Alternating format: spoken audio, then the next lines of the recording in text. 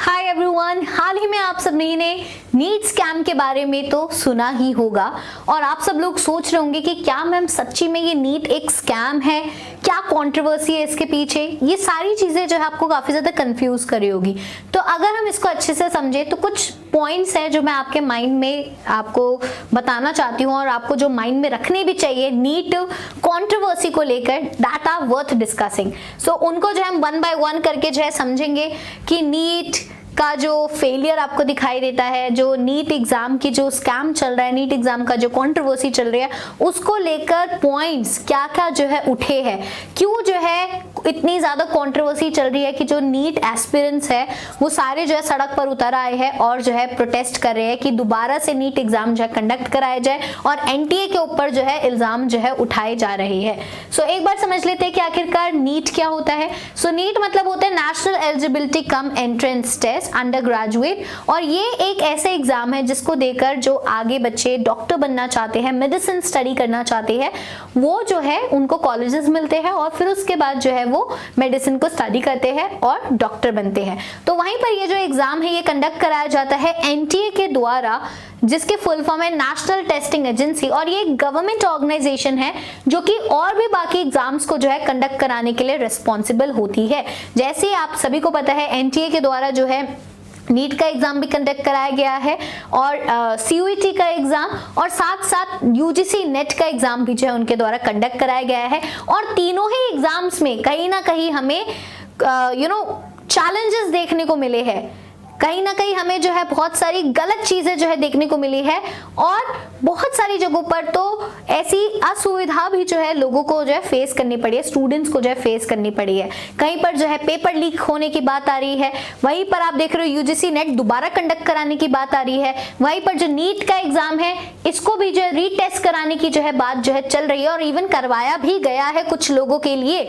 तो ये सारी चीजें क्या है, इसको जो है हम इस वीडियो में बहुत डिटेल में समझने वाले हैं कि आखिरकार क्यों जो है ये रीटेस्ट का जो है स्टेप लिया गया कि दोबारा से नीट का पेपर जो है दोबारा कंडक्ट कराया जाए, और ऐसी ही चीजों को फ्यूचर में रोकने के लिए कि क्यों आजकल हमारे हर एग्जाम में जो आप देखते हो कहीं ना कहीं करप्शन, धांधलेबाजी जो आपको दिखाई देती है।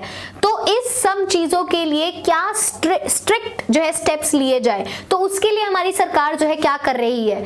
क्या ये सब चीजें ऐसी चलती रहेगी और बच्चों के फ्यूचर के साथ क्या ऐसी मजाक होता रहेगा, या फिर फाइनली जो है कुछ स्ट्रिक्ट स्टेप्स जो है हमारी सरकार के द्वारा लिए जाएंगे और एनटीए के ऊपर भी जो है स्ट्रिक्ट जो है इन्वेस्टिगेशन की जाएगी और जो है निकाला जाएगा कि कौन इस सब के लिए जिम्मेदार है। तो वही जो सारी चीजें हैं हम इस वीडियो में जो है समझेंगे। तो सबसे पहली बात जो आपको समझना है कि भाई जो नीट का एग्जाम है ना उसकी जो ऑनलाइन रजिस्ट्रेशन है वो स्टार्ट हुई थी 9 फेब को, ठीक है, और वहां पर 9 फेब से लेकर जो है 16 मार्च तक इसके जो है रजिस्ट्रेशन की डेट्स थी जब बच्चों को जो है इनका फॉर्म भरना था, जो बच्चे इसका एग्जाम देना चाहते हैं। ऑल ऑफ द सडन क्या होता है कि 9 अप्रैल को एनटीए क्या डिसाइड करती है कि भाई दोबारा से जो है एप्लीकेशन फॉर्म्स की रजिस्ट्रेशन डेट जो है बढ़ा दो, अप्रैल 9 से क्या कर दो, अप्रैल 10 कर दो, क्योंकि कुछ लोग जो है क्या कर रहे हैं, स्टेक होल्डर्स की रिक्वेस्ट है कि जो है डेट्स को जो एक्सटेंड कर दिया जाए, एकदम से ओपन अप कर दिया जाता है दोबारा से रजिस्ट्रेशन और उनको जो एक्सटेंड कर दिया जाता है। तो सबसे पहली बात तो यहीं पर होती है कि लोग जो है क्वेश्चन करने लग जाते हैं कि अगर रजिस्ट्रेशन बंद हो गई थी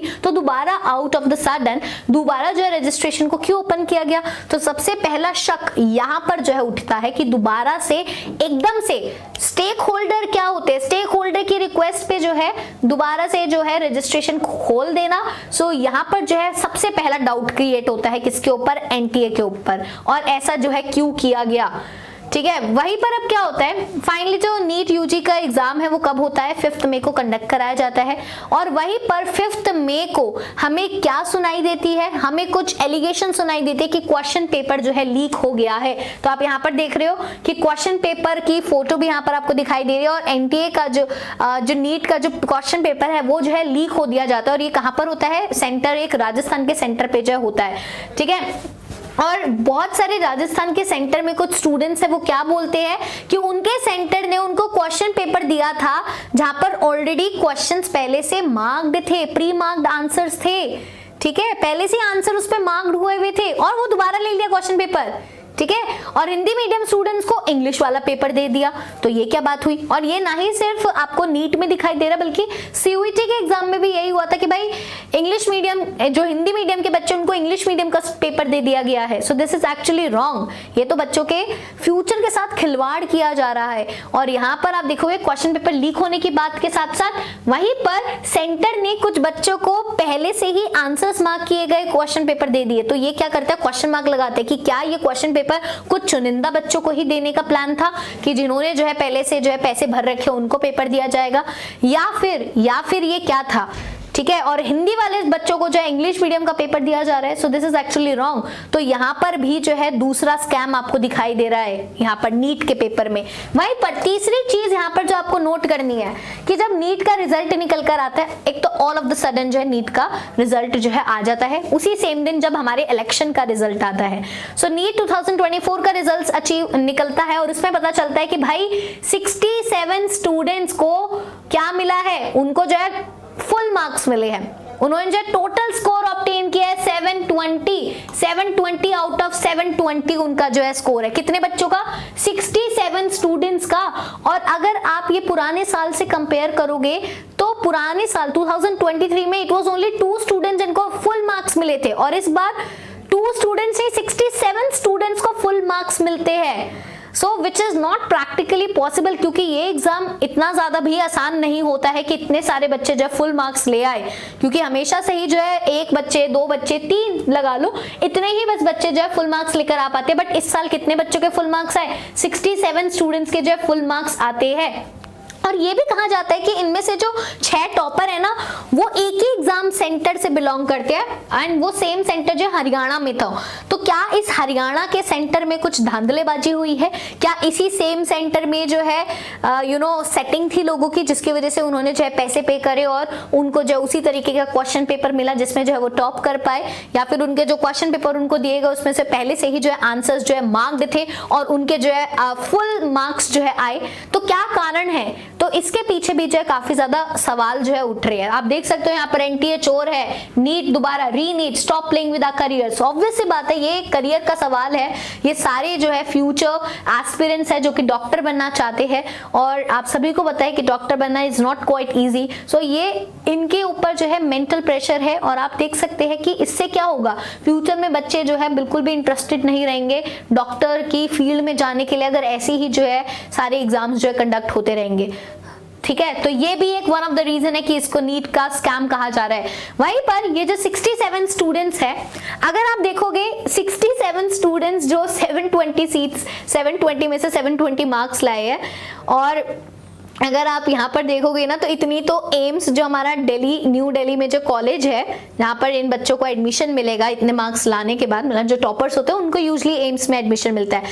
बट आपको पता है एम्स में तो इतनी सीट ही नहीं है। अगर सारे टॉपर्स को भी अगर हम सीट दे देंगे एम्स न्यू दिल्ली में फिर भी कुछ टॉपर्स जब बच ही जाएंगे जिनको सीट्स नहीं मिलेगी न्यू दिल्ली एम्स में, क्योंकि एम्स में तो इतनी सीट ही नहीं है। पहले होता था 1-2 बच्चे आते थे जो टॉप करते थे, 720 मार्क्स आते थे।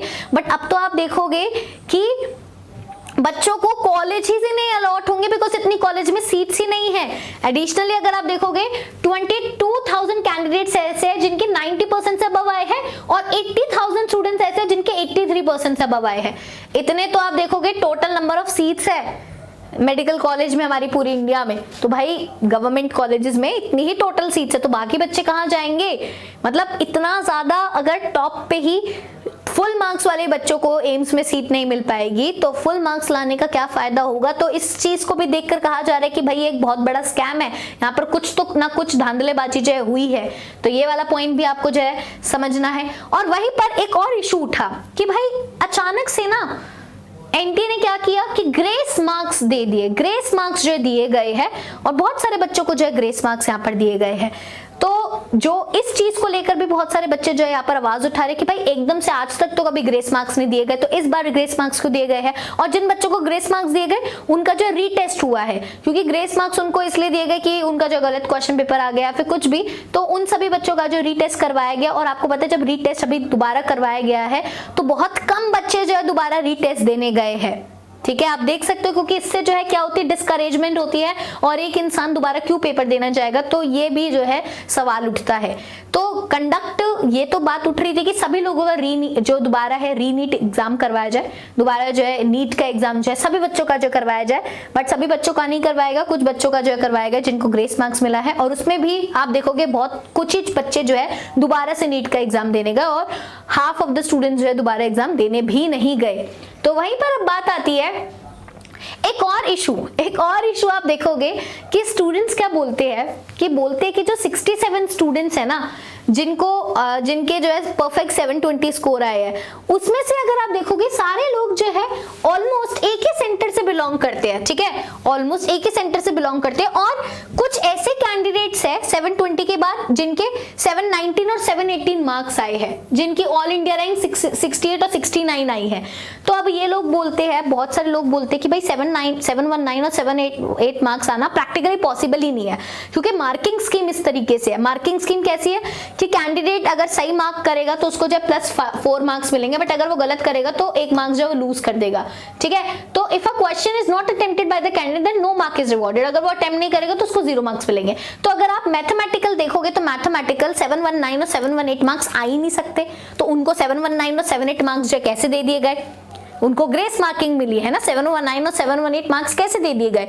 तो इस इशू पर भी जो आवाज उठाई गई है कि जो 67 स्टूडेंट्स के तो 720 मार्क्स आए, 720 आउट ऑफ 720, बट जो 68 तो 69 स्टूडेंट है उनके 719 और 718 मार्क्स कैसे आ गए, because it's not mathematically possible कि 719 और 718 मार्क्स आ पाए अगर आप कैलकुलेशन देखोगे तो इसके ऊपर भी जो है आवाज उठाई जाती है कि देयर इज समथिंग रॉन्ग, कि यहाँ पर उनको क्यों मार्क्स दिए गए हैं और उनको जो है ग्रेस मार्किंग दी गई है। ठीक है, तो ये वाला एक पॉइंट भी उठता है।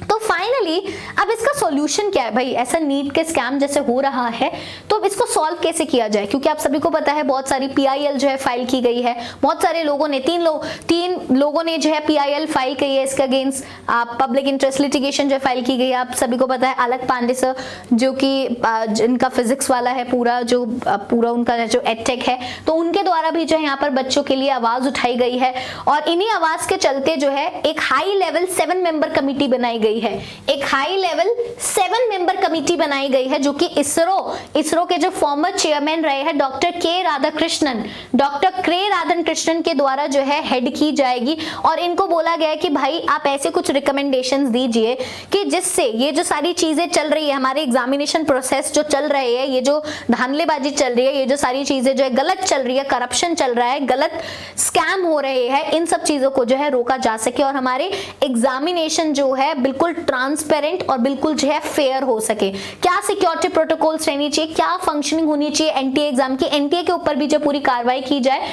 तो ये कमिटी को जो है पूरा ये टास्क दिया गया है कि वो इसके ऊपर काम करेगी, और कमिटी का काम क्या होगा कि वो जो अपनी रिपोर्ट किसको सबमिट करे, मिनिस्ट्री ऑफ एजुकेशन को सबमिट करे नेक्स्ट 2 मंथ्स में इनको जो अपनी रिपोर्ट सबमिट करनी है, और इसी रिपोर्ट के चलते जो आगे एग्जामिनेशन में जो रिफॉर्म्स किए जाएंगे और एग्जामिनेशन को उसी तरीके से कंडक्ट कराया जाएगा। तो अब मेरा आपसे एक क्वेश्चन ये है कि आपको क्या लगता है कि हमारी सरकार के द्वारा क्या स्टेप्स लिए जाने चाहिए जिससे ऐसे जो स्कैम हो रहे हैं एग्जाम्स में उनको जो है हम बिल्कुल रोक सके और एक free and fair examination policy को जो है इंट्रोड्यूस किया जा सके, जिससे जो बच्चों का फ्यूचर है, जो उनका एक कीमती फ्यूचर है, और जो साइकोलॉजिकल हरासमेंट, ये चीजें एग्जाम्स, ये स्कैम जो क्रिएट करते हैं उनको जो है रोका जा सके। सो do let me know in the comment section आपकी क्या राय है इसके चलते। और आप सभी को मैं बताना चाहूंगी कि अगर आप सब लोग जो है तैयारी कर रहे हैं क्लैट एग्जाम के लिए और बाकी भी सारे एग्जाम्स के लिए, तो आपको जो है बिग समर सेल के लास्ट 2 दिन बचे हैं, और इन लास्ट 2 दिन में जो आप इसका फायदा उठा सकते हैं, जिसमें आपको 90% डिस्काउंट तो ऑलरेडी मिल रहा है। अगर आप इस पे एक्स्ट्रा UC13 का कूपन कोड लगाएंगे तो आपको एक्स्ट्रा डिस्काउंट भी मिल जाएगा। तो इसका फायदा उठाइए, लास्ट के 2 दिन बचे हैं। और अगर आपको कोई भी डाउट है किसी भी चीज से लेकर, so do let me know in the comment section. अब हम मिलेंगे नेक्स्ट वीडियो में। Till then all of it take care, tata bye bye.